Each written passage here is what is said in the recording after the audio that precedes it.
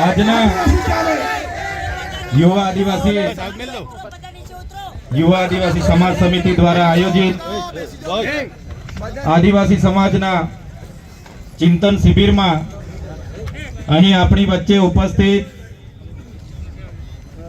પૂર્વ સાંસદશ્રી માતાશ્રી પ્રભાબેન, પૂર્વ ધારાસભ્ય એવા માતાશ્રી ચંદ્રિકાબેન અને જુદા જુદા વિસ્તારોમાંથી અહીં ઉપસ્થિત તમામ વડીલો, યુવાનો, હોદ્દેદારો, તમામ સરપંચો, માતા બહેનો અને જુદા જુદા વિસ્તારોમાંથી અહીં ઉપસ્થિત તમામ ક્રાંતિકારી મિત્રોને મારા જોહાર.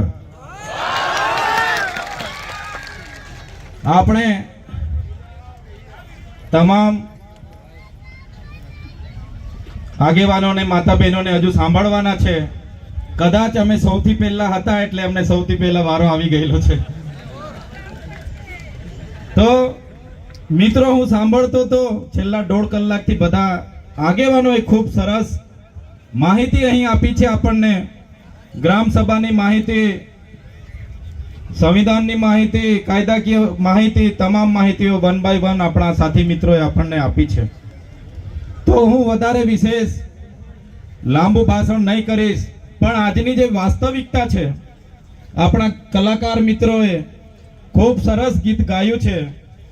શરૂઆતમાં પણ એમણે ગીત ગાયું કે આપણે આપણી હક અધિકારવાળી લડાઈ લડવી પડશે. અને ઘણા સાથી મિત્રોએ જેટલા પણ અહીં સ્ટેજ પર આવીને જેમણે પણ નિવેદન આપ્યું છે, ભાષણ આપ્યું છે, તમામે કીધું કે આપણે આ દેશના માલિક છે. આપણા આદિવાસીઓમાં ચૂંટાયેલા પ્રતિનિધિઓથી લઈને ઘણા આપણે પરેશાન છે. પણ મિત્રો, આજે આ સ્ટેજ પર આપણે સામાજિક રીતે આપણે ઉપસ્થિત થયા છે. જેટલા પણ અમે રાજકીય લોકો અહીં તમારા આમંત્રણને માન આપીને ઉપસ્થિત થયા છે, તમામ લોકો અમે એવું માનીએ છીએ, પહેલા અમે આદિવાસી છે, પછી અમે કોઈ પાર્ટીના છે. જે લોકો આવું માને છે તે આજે તમારા આમંત્રણને માન આપીને તમારી વચ્ચે ઉપસ્થિત થયા છે. જે લોકો પાર્ટીને મહત્વ આપે છે તે લોકો અહીં ઉપસ્થિત થયા નથી. મિત્ર, આપણે એ પણ સ્વીકારવું પડશે કે આદિવાસી ઉમરગામથી અંબાજી સુધી ગુજરાતની આપણે જ્યારે વાત કરીએ છીએ, આટલો મોટો આપણો આદિવાસી સમાજ છે, આપણી 27 જેટલી બેઠકો છે. તો આ બેઠકો આપણી રિઝર્વેશન છે. અને તમે ને અમે સારી રીતે જાણીએ છીએ, આ બેઠકો પર બીજા કોઈ વાણિયા, બામણ, પટેલ કે કોઈ ભરવાડ કે કોઈ મુસ્લિમ લડતા નથી. પણ આપણે સ્વીકારવું પડશે કે આ 27 બેઠકો અમારા અને તમારા જેવા આદિવાસી સમાજના જ લોકો લડે છે. પણ કેટલીક પાર્ટીઓથી દબાયેલા રહીને જ્યારે સમાજની વાત કરવાની આવે છે, ત્યારે એ લોકો સડક પર કે સદનમાં સમાજની વાત મૂકવામાં શરમાય છે અને દબાય છે. એના લીધે આટલા વર્ષોથી આપણે દુખી છે. આજે આઝાદીનો અમૃતસર મનાવી રહેવાય છે, શ્રેષ્ઠ ભારતની વાત થાય છે, વિકસિત ભારતની સંકલ્પ યાત્રા ચાલે છે. પણ મિત્રો, તમે બધા, અમે બધા વાકેફ છે, આજે ગાંધીનગર હોય, અમદાવાદ હોય કે સુરત હોય, જે મજૂરી કરનાર હશે, ગટર સાફ કરનાર હશે, તે માત્ર ને માત્ર આપણો આદિવાસી ભાઈ અને બહેન હશે. આ હકીકત છે. ઘણા મિત્રો મને સારું લગાડવા તાળીઓ પાડી, પણ આ દુઃખની વાત છે. ખરેખર તમારે ને અમારે એ પણ શીખવું પડશે કે આપણે તાળી કામ વગાડવાની છે. બધી જ જગ્યાએ તાળી પાડવામાં આદિવાસી સમાજ માહેર છે, એટલે બીજા લોકો આવીને તાળીઓ પડાવીને જતા રહે છે. ગુજરાતમાં જો કુપોષણની વાત કરીએ, એ દાહોદ અને નર્મદા જિલ્લો સમગ્ર દેશમાં અને રાજ્યમાં સૌથી આગળ છે. વિકસિત જિલ્લાની વાત કરીએ તો આપણા બંને જિલ્લા આજે પણ અવિકસિત છે.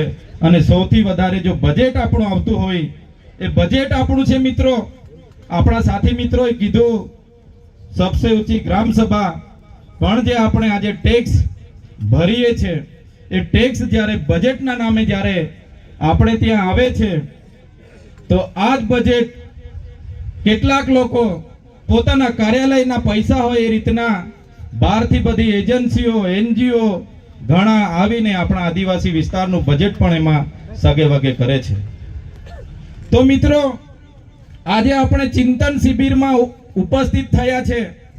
માત્ર તાળીઓ પાડીને, નાચગાન કહીને, શોર શરાબો કરીને આપણે છૂટા નથી પડી જવાનું, પણ આપણે વિચારવું પડશે આદિવાસી સમાજને સામાજિક રીતે કઈ રીતના આગળ લાવવાનો છે, આર્થિક રીતે ક્યાં આગળ લાવવાનું છે, રાજકીય રીતે પણ કઈ રીતના એક કરવાનું છે, એ આપણે એ તરફ વિચારવું પડશે.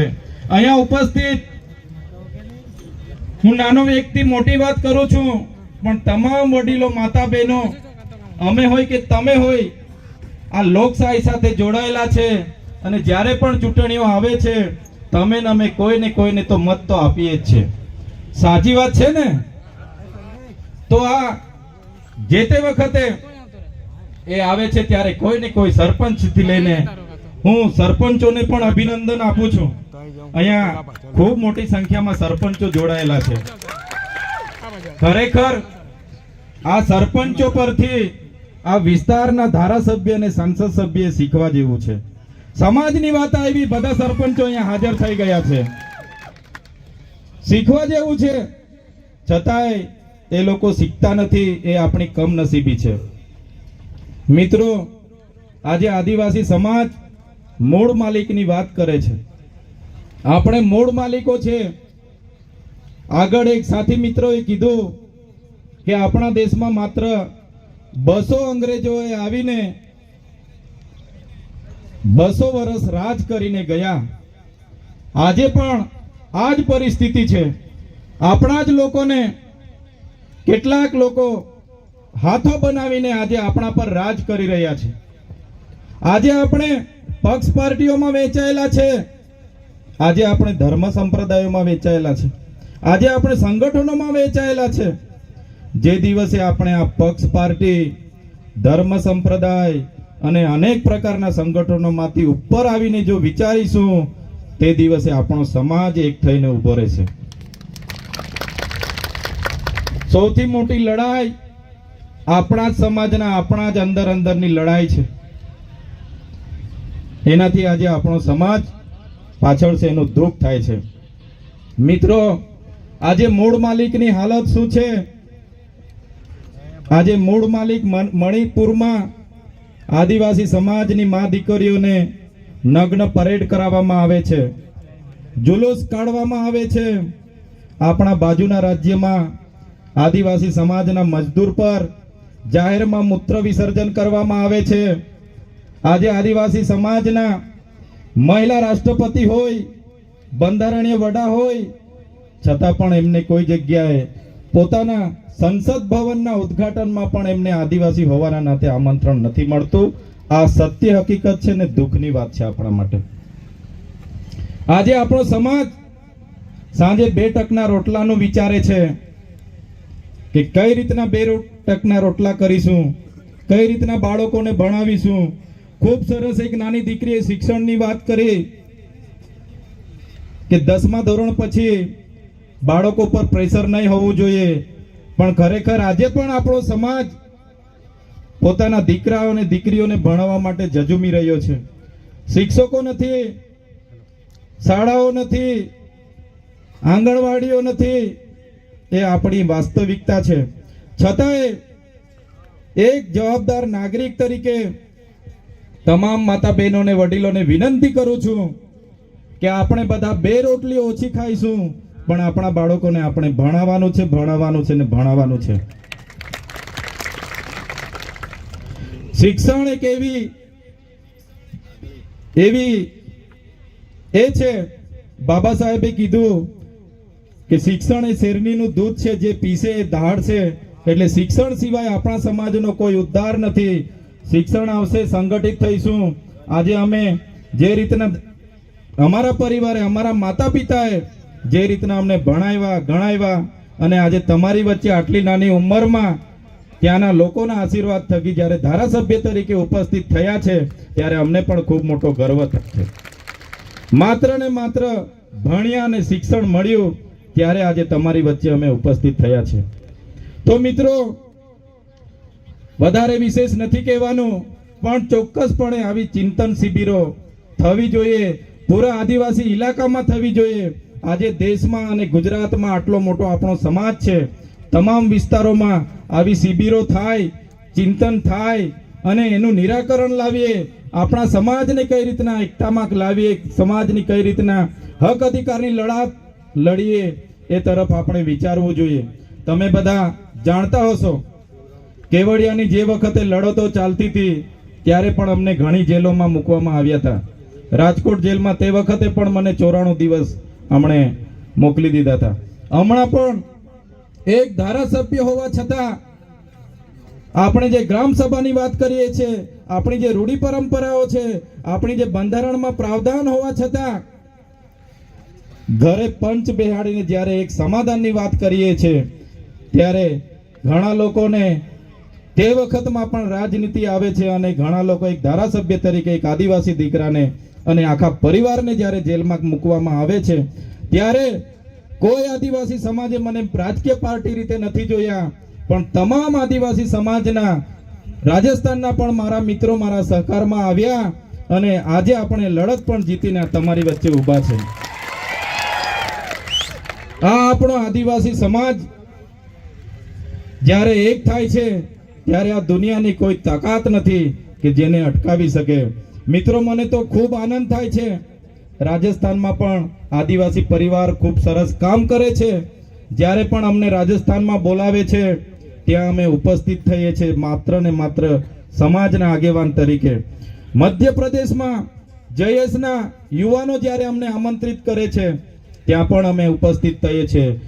મહારાષ્ટ્રમાં જ્યારે કાર્યક્રમો થાય છે ત્યાં પણ ઉપસ્થિત થઈએ છીએ અને ગુજરાતમાં જ્યાં પણ ઉપસ્થિત થવાનું થાય છે ત્યાં અમે સમાજની સાથે આવીને ઊભા રહીએ છીએ. જે દિવસે અમારી પાર્ટી આદિવાસી સમાજનું કામ કરતા કે બોલતા જ્યારે અમને રોકશે તે દિવસે પાર્ટીના પાટિયા પણ અમે ઉતારીને મૂકી દઈશું. અમે જો આટલું બધું આ સરકારો સામે લડતા હોય, આટલી મોટી પાર્ટીઓ સામે અમે બોલતા હોય, તો મિત્રો, માત્ર ને માત્ર તમારી તાકાત, તમારો સહકાર અને તમારી જે અમને જે પ્રેમ મળ્યો છે એ જ અમારું મનોબળ છે, એ જ અમારી તાકાત છે. આદિવાસી સમાજની જ્યારે પણ જરૂર હશે, જ્યારે પણ હુંકાર થશે, અહીંયા ઉપસ્થિત થયેલા તમામ પદાધિકારીઓ અમે તમારી સાથે છે. અને ફરી એકવાર અભિનંદન આપું છું આજની યુવા સમિતિને, અહીંના સરપંચોને, તમામ લોકોએ ખૂબ સરસ આયોજન કર્યું છે. અમે બધા આવ્યા, અમારું સ્વાગત થયું અને તમે બધા અમને સાંભળ્યા, એ તમામ લોકોનો આભાર માનીએ છીએ. સાથે સાથે અહીંયા પ્રેસ મિત્રો, પ્રેસ રિપોર્ટરો પણ છે. આપણો કાયદો અને વ્યવસ્થા જળવાઈ રહી એ માટે જિલ્લા પોલીસ તંત્ર પણ ખડે પગે છે. તો તમામ લોકોનો અને અહીં ઉપસ્થિત તમામ ક્રાંતિકારી મિત્રોનો આભાર વ્યક્ત કરીને મારી વાણીને વિરામ આપું છું. જય આદિવાસી, જય જોહાર.